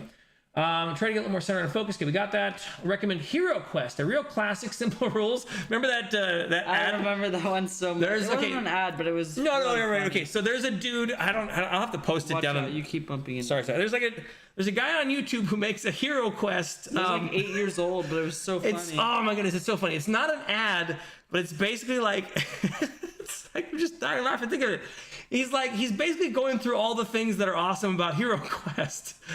Except none of the stuff he's saying is awesome, and he's making fun of the game, but he's making fun of the game in like the way a fanboy would. It's one of my favorite videos because it's so funny. Is that the dude's name, bro? Okay. So I watched the video like 3 times because every time I see it, I'm like, it reminds me of video gamer people, because like video gamer people are so, that way. Anyways, I found it hysterical. And I'm gonna go back to here. Oh, you're still in focus. Good. Okay. All right. So when we're in TPR, all right. I lost the place. There we go. Try to get more centered. We did that. Okay. Anyway, so Hero Quest Classic, is that the one with the board and like you have the furniture and like, the little doors and stuff? You can easily homebrew your own quests, spells, or even items. Interesting. Easy D6 by DM Scotty. Yeah, I saw that guy's YouTube page as well. He has some pretty good explanations, and I have just not made the time to go look at DM Scotty's stuff. I'm going to do that. He's using the table edge as a stabilizer. Swing a little left, and he should be good. Oh, okay. All right, that makes sense. And Forbidden Psalm is a little dark. I did play it with a friend once. It reminded me of Kingdom Death Monster. I don't know what Kingdom Death Monster is. And yeah, then Brodzode. Okay. In terms of TTRPGs, you recommend to young adults, Star Wars Sagas. Is the Star Wars Sagas the Edge system, or is Star Wars Sagas one of the older ones? And you said OOP D20. Okay. Oh yeah. So someone actually already recommended the Warhammer one. I need to make sure the Warhammer one is on my TTRPG list, which I will do right now. Let's see. OSR. You're trying to do like 3 things at once. I am trying to do like 3 things at once. Game systems. There we go. I don't know what all these things are. Okay, so I'm going to add Warhammer RPG 4th edition. RPG 4th. Got it. Okay. Let me go over to the left a little bit with this. Hey, you are bracing on the table. He's right. Yeah, I braced on the table a lot. Let me try and get the lamp out of the way. All right, I'm going to tip the lamp this way just a little bit. Go back so it's not quite in the frame. It doesn't really matter where it is. It's just like I was trying to put it there so there's better light. All right. Man, I keep doing that. It keeps going down too much. All right. Now don't go down. A little bit down. Okay. Okay, Star Wars Saga is 2006. Okay. back up here. Okay, recommend okay, young adults. Okay, so you recommend the Warhammer 4th edition, and then okay, probably your top 2 of the Star Wars. I am interested in a Star Wars system, so if there's a good Star Wars system that you'd recommend, I would prefer to go with the good one over a not good one. Let's see. You have everything to okay, so everything to the new Hero Quest. The game is fantastic for kids. Really. Okay, so yeah, I think I disregarded that game outright because it was a board game, and you know, I guess I'm trying to get more into the war games and the tabletop RPGs, but like I'm not opposed to board games. I just bought Slay the Spire, and I think it's fantastic. It was great, yeah, such a good game. And I mean, I get okay, it's a card game, whatever. It's a board game. It's called a board game. Don't care. It's so good. I love it. So I'm not like against board games. I'm not like whatever. So yeah, I would totally get a board game. I have just totally disregarded Hero Quest because I figured it was like old and complicated or something. The same board, but it changes depending on where you put the doors. Interesting. Okay, all D6s as well. All right, that guy with the okay, so the guy with the commercial was Bardic Broadcast. Yeah, so funny. All right, the Star Wars Saga is 2006. It is old. Okay, all right, so 2006. I got KDM.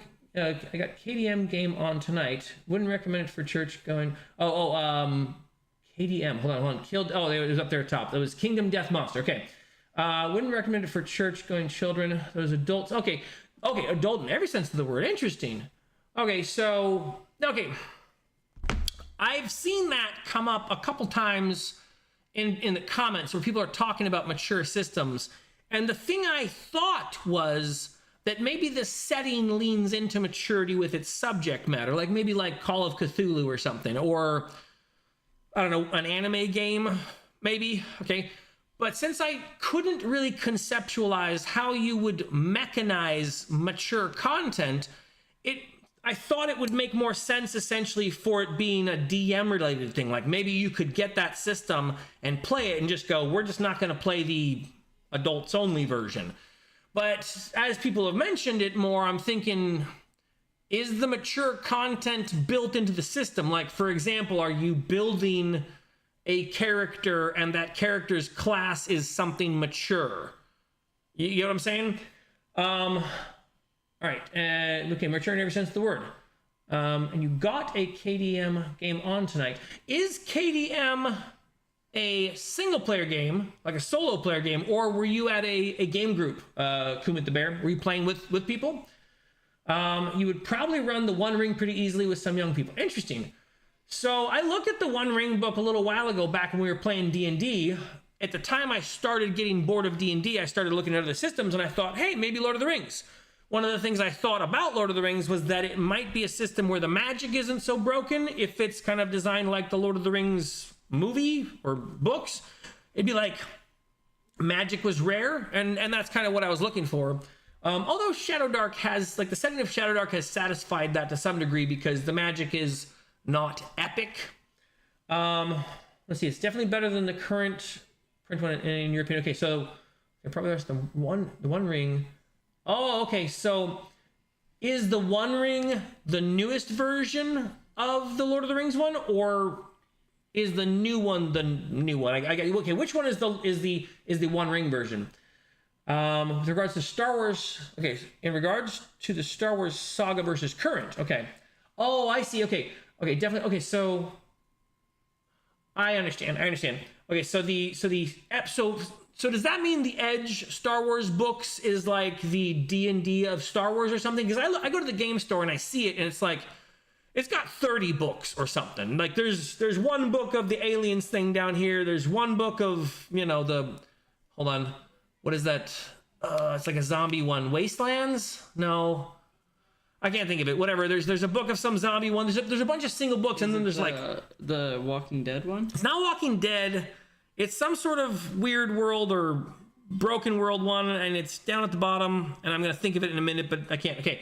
And then there's like 30 Star Wars books, all Star Wars Edge, 40 D&D books, a ton of Pathfinder stuff. So I'm like, okay, is Star Wars the new one basically like D&D? It's like an over-monetized game system. Anyways, yeah, I'll check out the Star Wars Saga version. Okay, so yeah, Star Wars Edge. Is that the new thing? Let's see. Okay, I gotta go back up. Okay, it's definitely better than the current. Okay, in regards to Star Wars, okay, Cupid the Bear, that line in KDM is brutal. Okay, no to playing KDM at church. Okay, church, a heavy no. KDM Worse than Cthulhu. Interesting. Okay, all right. KDM is a board game. KDM is a board game as a friend's place. It is mostly adult and aesthetic, violence, nudity, grim themes, etc. Interesting. Right? Yeah, I've never actually heard of it. Let me see what it's called. Kill Death Monster. Kingdom Death Monster. Okay. I got it wrong. All right. Well, for example, a system I'm playtesting currently, mature content can definitely be baked in, such as critical systems being a bit gory. Got it. Brothels, more nuanced politics, religious themes, lineage. Okay. All right. Interesting. Yeah, I got some of that feel from the Call of Cthulhu books, that maybe there were systems baked in, but then I understood there was also an aspect that might be a setting or campaign thing, like your Call of Cthulhu game doesn't necessarily have to do with, like the subjects of sanity or mental stability or something like that, but you could lean heavily into it. Anyway, so it sounds like this other game, they're a little more focused on it. Okay. TOR2E. Let me see if I can guess what TOR is. It's currently in press via Free Login and Free League. Okay. TOR. Oh, no, is that the Lord of the Rings one? No. TOR. All right. Well, so Saga has, I want to say, like 16 source books. Interesting. They're genuinely useful. Like, there's a book for starships. It's kind of nice to have as a resource. Yeah, I would say so. Okay. I can't speak for the D6 system, though. All right. KDM will have you quitting your job to stay home and keep playing it. Really? So, okay, so is it fun? Like okay, what's... I guess I'm curious now. Is it a single player board game? Like, is it like Zombicide, but a board game with mature stuff? Ooh, Heroes of Cerulean. It's an original Zelda-inspired RPG. Randomly generated bosses, simple rules, very nostalgic, apparently easy to run. Heroes of Cerulean. That is like the Heroes of Hyrule. Sounds very Zelda-inspired. Is that a new game coming out? Is it Heroes of Cerulean? TS Frontman? Is that something currently in Kickstarter? See, in the One Ring. And price. Oh, wow. Okay, so the price for KDM, you might have to put out a second mortgage. Okay, so I got questions, Terman Family Brick. Did you buy this game? And did you put out a second mortgage to your house to buy this game? In some ways, I feel like I need to look this thing up just to understand it, but at the same time, your description of the thing makes it sound incredibly dark. And, I just, I try not to aim my focus in that direction. There's a lot of things to spend my time doing. But I'll also ask you, I would also like to say, if you like Slay Spire board game, grab the PC game. Usually you can grab it on sale for $6. It's a great soul game. So I own like 8 copies. I own like 8 copies of Slay the Spire. I picked up the Slay the Spire card game because I played the game. And yeah, I think I'm on most games. I don't think I ever got past Ascension like 12. So I'm not like expert or anything, but I've played it a lot. And I played it. One day you'll go pro. It is probably the one game I still play on my phone. I just realized it's 10:40. We're probably gonna have to wrap it up in like 3 minutes because I have to be up at 5 o'clock tomorrow and it's already 11 here right now. Let's see. Hold on. Let me go back to this. Second mortgage. Yeah. So love the Slay the Spire game. It's probably my favorite game. Just one of my favorite games. I'm not really buying video games right now, but if Slay the Spire 2 comes out, I would probably get it. I don't know when I'd play it because I'm trying to learn a lot of TTRPGs and I'm trying to learn a lot of game systems. So it's like something, okay, if I'm putting my son to sleep and I'm just laying down in bed with him and I've got nothing to do, I'll play Slay the Spire. All right, let's see. Dear Lord, we need to stop KDM tempting this poor guy. Yeah, I'm not. I got kids in the house, and I don't need any gory, grisly, nudie games or whatever. That's not good for any of us. Heroes of Cerulean. Okay, Heroes of Cerulean is a recent release last year. I want to say. Okay, the artwork is straight out of a Super Nintendo game booklet. Interesting. Okay, is the system easy to learn? Is it fun? Yes, she almost got divorced for it. It cost $2,000. What are you? What? Wait, what? It cost $2,000. Wait, okay, hold on. How is that possible? That's more than D&D. No. Hang on. Okay, this is a thirst trap. I'm just gonna say, whenever you've gotten yourself involved, does it come with an account like? to like one of those websites or something. Okay, that sounds like something that has like a monetization system. Like, okay, I know that board games and TTRPGs can get expensive. I looked at D20 system that's being made by the Dungeon Coach, and I was interested in getting into it when I was interested in getting out of D&D until I saw he had a $900 bundle. And I was like, who is this for? I mean, like, I got nothing against the Dungeon Coach, but I'm like, who can afford that? No, I mean, I get it. I understand they're doing Kickstarters, and when you do Kickstarters, you just start selling the kitchen sink and everything. But okay, I might be exaggerating. I think it was $700. That seemed so expensive for a tabletop role-playing game. Like, I understand it's coming with dice and maybe some squishy bag or something. Like, I knew it had lots of stuff, a bunch of books, but it still seems a little bit over monetized, All right, so if you're spending $2,000 on KDM, is that you bought the game? Is that like you bought the game and you bought a bunch of expansions? Or is that a single box? Like, okay, is that a single box like Gloomhaven? Like you got or Frosthaven, you got a massive box and it's chunky and it's filled with stuff. $2,000 seems steep for that, even if it's scantily clad miniatures. I can't imagine scantily cladness of the miniatures could be worth it. Let's see. Yeah, okay. Trim brick. That's why I play at my friend's place. I'm cheap. Yeah, okay. And just expensive miniatures. Are we talking like Marvel Crisis Protocol expensive miniatures? Like 15 to $20 per miniature? Because all right, I mean, I got this Iceman pack. I think this was $40 for him and Shadowcat together. Less, because the game store has a discount. Okay, the game store has a discount where it's like 10% off, but that's basically tax here in California. So it was still $20 per miniature. So I mean, I consider that expensive per miniatures, considering I got like a box of Stargrave miniatures and it's like 20 miniatures for $30.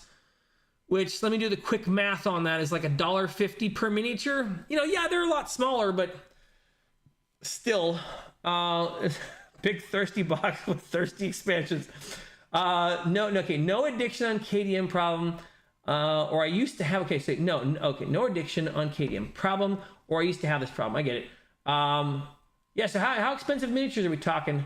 Big thirsty box with big thirsty. So, okay, how much is the starter box for this thing? It's a very fun system, though I've only watched it. Everything seems very easy to follow. What next is very clear. Objectives, the thematic rooms are simple. I plan on trying it. Okay. Cerulean. Oh, I see. Okay, Cerulean. Okay. Thank you for putting that, clarifying. I wasn't sure if you were talking about the big thirsty box of KDM. If you say I can get you involved on a game I'm testing currently. 1K, we're under NDA. Maybe that's... Okay, so we're under NDA currently, but that should be coming up soon. See if I can get you some resources. So, do you make games, AJ? And if so, I'd be interested in knowing more about it. Currently looking at Kingdom Death Monster, and the box is the size of a toddler. It is a D100 system, though. Okay, not sure if those are outside. No. I don't have any. Like, we played Space Station Zero, and it was a D12 system where you're looking for even numbers. I don't think there's any game systems that are out of my interest level, because I'm kind of interested in learning lots of different games, because I think I'd like to have a good idea. Okay, so if I'm suggesting to a parent or a group of parents games, I'd like to have an idea what kind of kid likes that game. And some of those qualifiers, I assume, are going to be their interest in entertainment, their interest in video games, their interest in video game mechanics, maybe their desire to be organized in sorting. Like, we happen to know a lot of parents who have autistic kids. The more we look around, there seem to be lots and lots more autistic kids, like families who have 2 or 3 of them.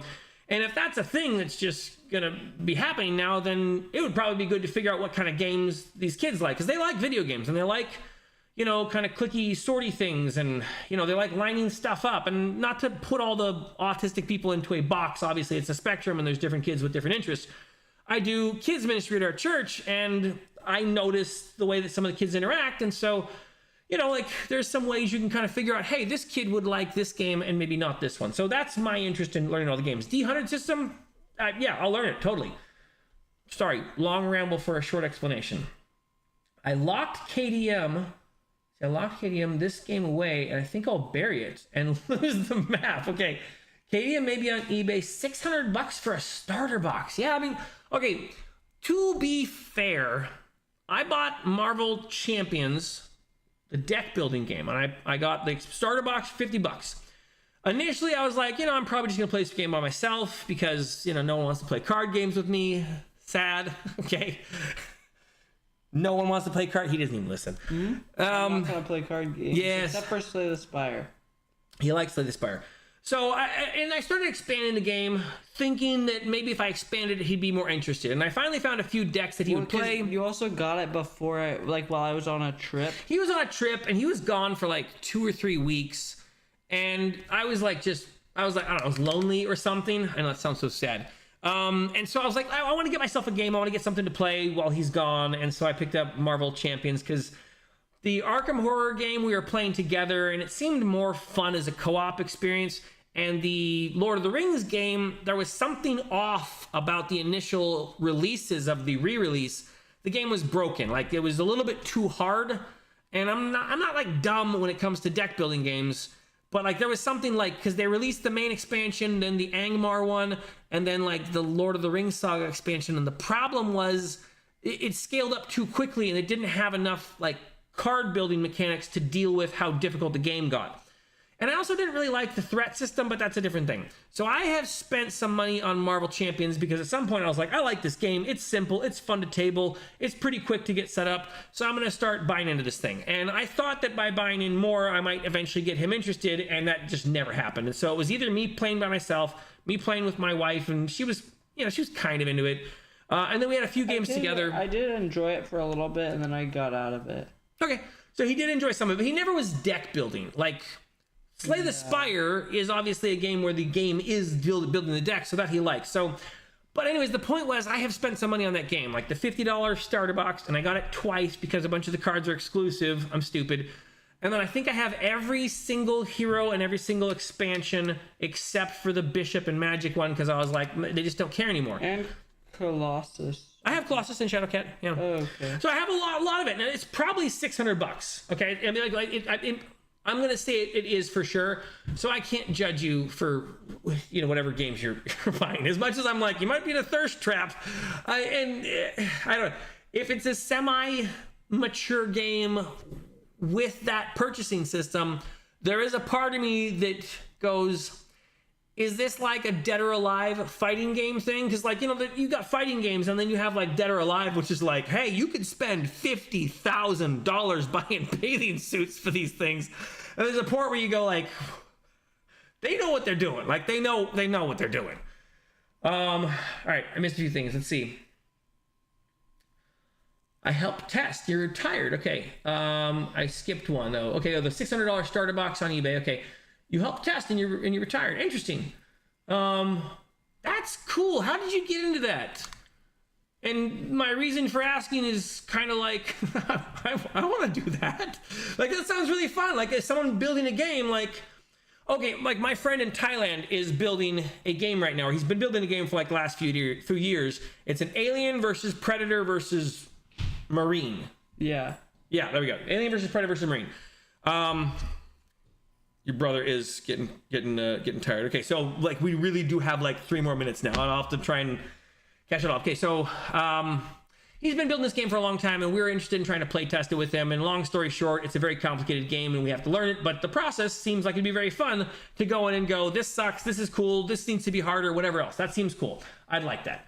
Okay, I think a lot of younger people, especially boys, like the grim dark due to the soul style effect. Okay, that makes sense. They're a magnet for fixative personalities. You know, I really like the soul style games, and I wasn't even good at them. I used to cheat at them to try and get good. Like, I'd find whatever glitch, like you crush a boss soul and put it back in your inventory. Like, I found glitches to make my characters like level 300, so I could just play the game and experience the world, because the world building was so cool in the Dark Souls game. Like, I remember Dark Souls 3 and even Elden Ring, although I don't think I cheated in Elden Ring, because I don't think you could. Well, although there was we a glitch found a where really you- good farming spot. Yeah. No, but there was a glitch where you jumped off the edge and swung your sword over and over again, and you got like 20,000 souls, or maybe By more. that time in the game that we found that glitch, it didn't do anything for us because we already. But then by that spot, there was a better spot where you could get like 50,000 souls and like. We already found a place 10 where you could seconds. farm the game legitimately. So, anyways, but I like the grimdark games. Let's see. I think a lot of people can. Elden Ring, Sekiro, Dark Souls, Black Wukong. Yeah, no, I totally get what you're saying. Sekiro, I was never good at. Black Wukong, I'm just really not playing video games anymore. Like some of it is like I want to play these games, and so that means I got to learn them. And it's either I learn new systems or I'm stuck playing Marvel Crisis Protocol forever, and like Shadow Dark. But game. it is the best game, right? Let's see. AJ Henry's okay. Dark Souls, love the board game. Is the board game of Dark Souls good? I mean, I've seen it, but does it play like the game? Because I guess I might be interested in if it plays like the game. Excuse me. I lost track. Steamforge does a great job with board game conventions. Steamforge. Okay. Yeah, I'd be interested in going to a board game convention too. And then he says, okay, Hennings love the Dark Souls game. AJ Hennings, yes, they do. Steamforge games. Okay. Magic is a very good card game. It's one of the few card games that the analog is better than the digital. Interesting. I imagine that probably has a lot to do with like the way the randomness works in the digital card games. Like card games have a really hard time getting good randomness. And I do like the Magic card game. We actually started playing that a little bit. Mostly,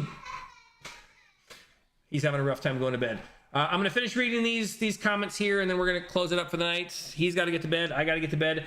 Thank you all for hanging out and showing up. This was a lot of fun. Was this fun for you? Yeah. All right, cool. This was a lot of fun. I actually didn't know how to paint blonde, so this was very helpful. This is going great. Okay, so hang on. Let me finish reading these things.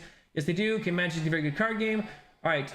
Yes, Marvel is a thirst trap for dads. You're totally right, and I fell for it. Yeah, we've spent like so much money on that game. It's so dumb. I'm trying to be smart now. I'm not. I'm Okay. I'm falling for it. Yeah, he's still falling for it. Okay, and the pre-constructed EDH decks are very affordable. Pre-constructed EDH. What are we talking about? Hang on. I'm guessing that is Magic. And by EDH, I don't know what EDH means. Okay. Okay, TTF, have a good night. Keep it up. Good work. Thank you so much. Thank you, Truman Family Brick. Thank you for hanging out. Thank you for telling us all about hold on, Kingdom Death Monster. Really appreciate it. Owning a game store and being generally approachable introduces you to a lot of people. I played Magic the Gathering competitive for years, traveled to a lot of shops, met a lot of gamers throughout the Southeast. Interesting. Will we cause enough trouble for one night? Say goodnight to you lads. Okay, thanks for streaming. God bless. Commander. Oh yeah, okay. That's the only thing we got into. We did a little bit of the building the deck one, but mostly Commander. I liked the Commander deck, so it was pretty simple. Until he got a Warhammer Commander deck, and it was so overpowered. It was so broken. All right. Thank you all for coming and hanging out with us. We'll definitely do this again. Maybe we'll set up like a regular thing each week. He'll just paint. We'll chat.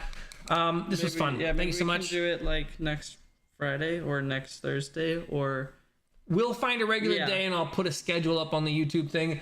And yeah, we really appreciated everyone being here and asking questions. Gave us something to gab on about aside from just skirmish games. Also, thank you all so much for all your comments on the videos and giving me such great feedback, helping me make, really cool lists. So thank you. Is this all? I'd say glad I could help with some direction on the painting, young dude. Good luck. Also remember, just good dry brushing. Okay, a good dry brush is the fastest way you'll ever paint. I totally agree with dry brushing. I don't actually like dry brushing. He doesn't do it. I love dry brushing. I like only the. He watches Serestro. Go look up Serestro painting. He watches that dude, and that dude's all like, he's just his hands are perfect. He gets eyes instantly. And I got some Rosemary and Co brushes. He did, yes. Yeah. Because of his recommendation. Okay. All right. I'm ending it there. Yeah. Thank you very much. God bless you. Have a great night. Yeah. Have a good weekend. I will see you when I get back from camp. Hold on. Where do I find this thing? There we go.